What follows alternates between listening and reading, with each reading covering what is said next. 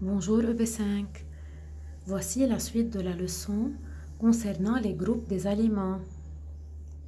On a vu déjà les aliments qui sont les protéines, les lipides, les glucides, les vitamines, les sels minéraux et l'eau.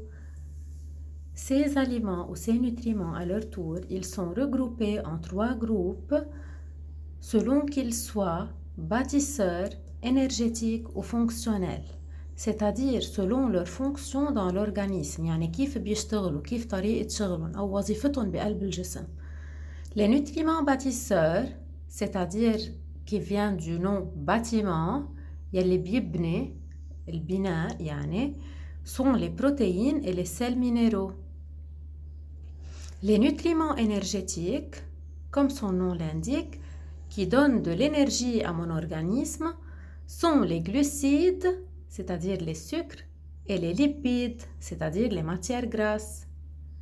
Les nutriments fonctionnels, c'est-à-dire qui assurent quelques fonctions dans l'organisme, sont les vitamines et les oligo-éléments, c'est-à-dire comme l'eau et d'autres éléments qu'on verra.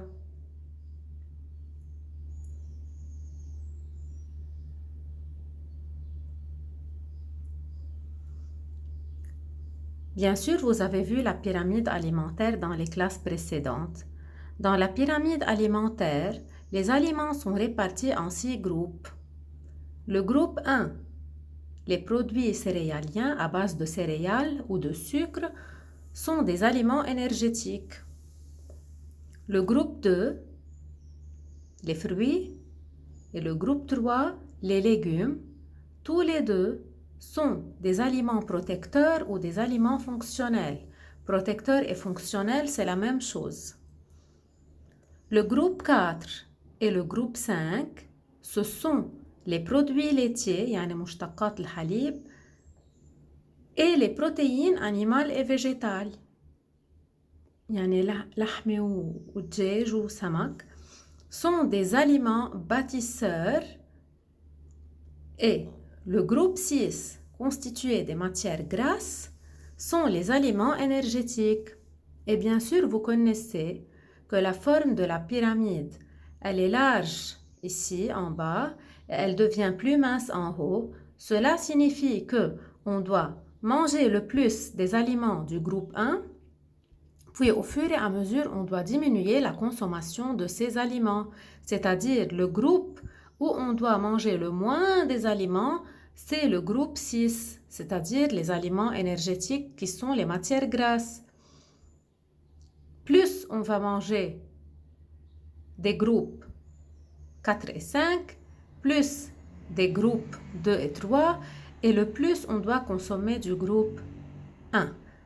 Sans oublier bien sûr l'eau que parfois les scientifiques mettent à la base de la pyramide pour ne pas oublier qu'il faut consommer beaucoup de l'eau.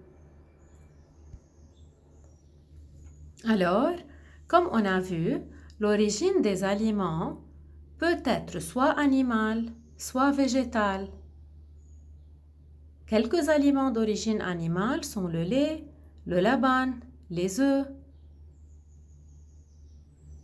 Il y a aussi la viande, bien sûr. Les aliments d'origine végétale comme le concombre, le chou, le raisin.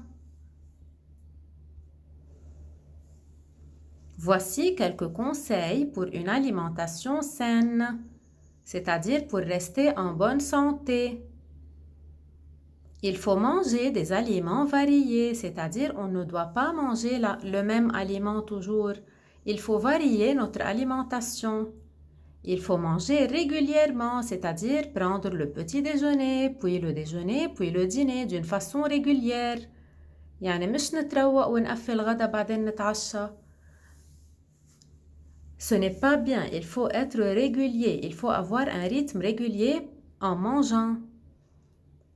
Il faut bien sûr manger une grande quantité de fruits et de légumes.